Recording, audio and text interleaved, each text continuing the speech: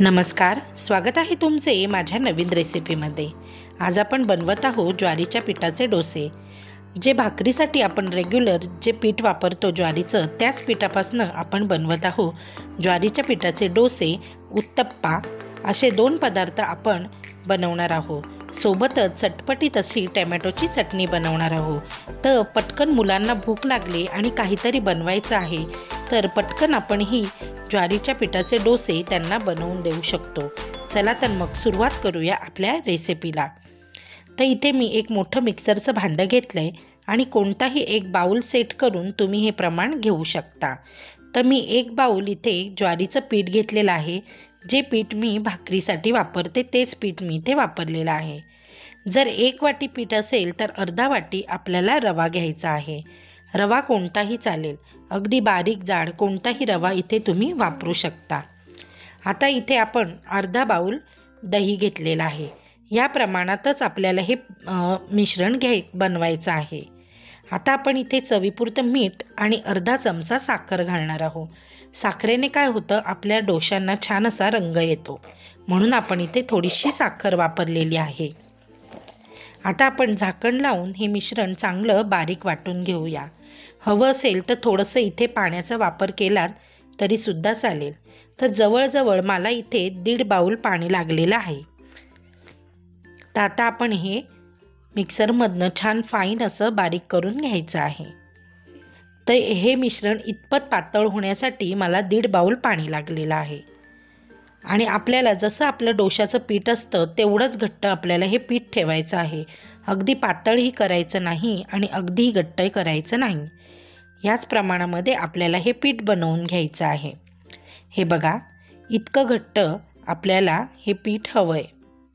हीच कन्सिस्टन्सी आपल्याला डोशासाठी, आपल्याला नॉर्मल जरी डोसा बनवायचा असेल तांदळाचा, तेव्हासुद्धा हीच कन्सिस्टन्सी आपल्याला डोशासाठी लागते। तर आपला हे मिश्रण हे 5 मिनटं आपण बाजूला ठेवून देऊया आणि आपण बनवून घेऊया चटणी।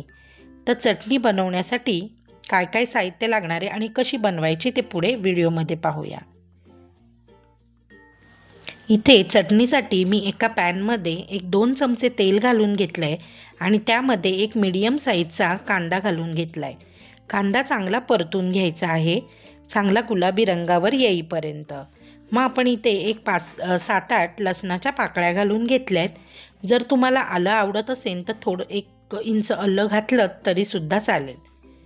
नंतर आपण इथे 1-2 चमचे फुटाण्याची डाळ घालून घेतली आणि हे सगळं साहित्य आपल्याला तेलामध्ये चांगलं परतून घ्यायचं आहे। हे सगळं साहित्य परतून झालं का त्यामध्ये आपण घालायचं आहे टोमॅटो। तर इथे मी 2 टोमॅटो घेतलेले आहेत मीडियम आकाराचे आणि हे सगळं पुन्हा एकदा आपण चांगलं परतून घ्यायचं आहे। नंतर मी बाजूला काश्मीरी मिरच्या ज्या असतात त्या भिजत घातलेल्या आहेत।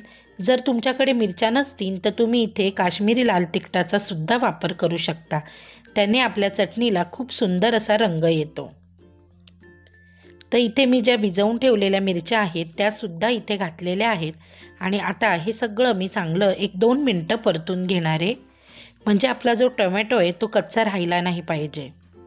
आता मी एक छोटी वाटी इथे ओलं खोबरं घालून घेतलेलं आहे आणि हे सुद्धा चांगलं परतून घ्यायचं आहे। आता हे साहित्य चांगलं परतून झालेलं आहे। आता हे थंड झालं का आपल्याला मिक्सरमधनं बारीक करून घ्यायचं। आता आपण हे साहित्य मिक्सरमधनं बारीक करून घेऊया। मस्त फाईन असं आपल्याला हे बारीक करून घ्यायचं आहे।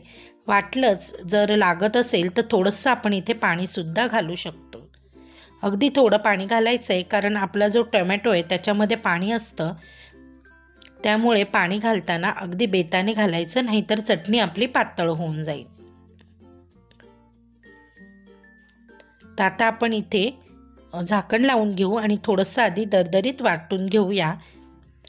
पण मी इथे चिंच सांगायची विसरली, तर एक अगदी छोटी अशी चिंच घ्यायची, म्हणजे 1 चमचा चिंच आपण इथे घेऊ शकतो। चिंचेनी आपली चटणी अगदी चटपटीत अशी होते। आता आपण थोडंसं वाटून घेतलं आहे आणि त्यामध्ये मी घालते चवीपुरतं मीठ आणि पुन्हा एकदा आपण हे चांगलं बारीक वाटून घेऊया। एक 2-4 चमचे पाण्याचा इथे मी वापर केलेला आहे। तर आपली चटणी छान अशी फाईन वाटून झाली आहे। आता मी ती बाउलमध्ये काढून घेते आणि मग आपण ह्या चटणीला मस्त अशी खमंग अशी मस्त फोडणी द्यायची। फोडणीने या चटणीला खूप छान टेस्ट येते आणि ह्या चटणीला फोडणी द्यायचीच आहे, म्हणजे ही खूप छान मस्त चवदार लागते। तर इथे पॅनमध्ये मी छोटे 2 चमचे तेल तापवून घेतलं आहे। त्यामध्ये अर्धा चमचा मोहरी घातलेली आहे। नंतर आपण इथे घालणार आहोत, पहिले मोहरी चांगली तडतडू द्यायची। मोहरी चांगली तडतडली पाहिजे, म्हणजे फोडणी चांगली खमंग बसते। आता आपण इथे एक लाल मिरची तिचे 2 तुकडे केलेत आणि ती इथे घातलेली आहे। नंतर आपण घालणार आहोत इथे कढीपत्त्याची पानं। कढीपत्त्याने खूप सुंदर फोडणी म्हटल्यावर कढीपत्ता हा हवाच, म्हणजे छान अशी टेस्ट येते आपल्या चटणीला। तर आता ही फोडणी आपण आपल्या चटणीवर ओतून घ्यायची आहे आणि तयार आहे आपली टोमॅटोची चटपटीत अशी चटणी। आता आपण डोसा बनवण्यासाठी तवा तयार करून घ्यायचा आहे। त्यासाठी मी तवा चांगला गरम करून घेतला आहे। त्यावर एक 2-3 थेंब तेल टाकून सगळीकडे पसरवून घेतलं आणि अशा पद्धतीने आपल्याला त्यावर पाण्याचा हबका मारून घ्यायचा आहे आणि कॉटनच्या एका कपड्याने हे सगळं तेल पाणी पुसून घ्यायचं आहे आणि नंतर आपल्याला डोसा बनवायचा, म्हणजे आपला डोसा अगदी परफेक्ट असा बनतो। तर आता मी इथे 2 पळ्या आपलं जे डोशाचं मिश्रण आहे ते घालून घेतलं आहे आणि हलक्या हाताने हे मिश्रण आपल्याला सगळीकडे व्यवस्थित असं पसरवून घ्यायचं आहे। आपण हलक्या हाताने सगळीकडे मिश्रण पसरवून घेतलं आहे आणि एक थोडंसं वरती जे ओलेपणा आहे तो कमी झाल्यानंतर त्यावर आपण घालायचं आहे एखादा चमचा तेल घालून व्यवस्थित असा हा डोसा भाजून घ्यायचा। 1 मिनिटभर आपण हा एका बाजूने व्यवस्थित भाजून घ्यायचा आणि पलटी करून दुसऱ्या बाजूने सुद्धा आपल्याला हा डोसा भाजून घ्यायचा आहे। जर तवा सगळीकडने तापत नसेल तर अशा पद्धतीने आपण तवा सगळीकडनं फिरवून घ्यायचा आणि डोसा व्यवस्थित असा भाजून घ्यायचा। तर तयार आहे आपला हा मस्त असा ज्वारीचा डोसा। तर आता आपण एखाद्या टोपलीमध्ये किंवा अशा चाळणीमध्ये आपण हा डोसा काढून घ्यायचा आहे। आता मी दुसरा डोसा बनवून घेते। तर अशाच पद्धतीने मी 2 पळी इथे पीठ घालून घेतलं आहे आणि हलक्या हाताने हा डोसा पसरवून घेते। तुम्हाला जर माझ्या रेसिपी आवडत असतील तर माझ्या चॅनलला लाईक, शेअर, सबस्क्राईब करायला विसरू नका। आता इथे मी एखादा चमचा तेल असं सगळीकडनं घालून घेतलेला आहे। आता आपण हा डोसा एका बाजूने भाजून झाला आहे, दुसऱ्या बाजूने भाजतोय। पण आता आपण इथे काय केलं आहे, थोडासा सांबार मसाला घालायचा, खूप छान चव येते। तुम्हीसुद्धा अशा पद्धतीने नक्की ट्राय करून पहा। आता आपण हा डोसा दोन्ही बाजूने भाजून घेतला आहे। आता मी हा काढून घेते।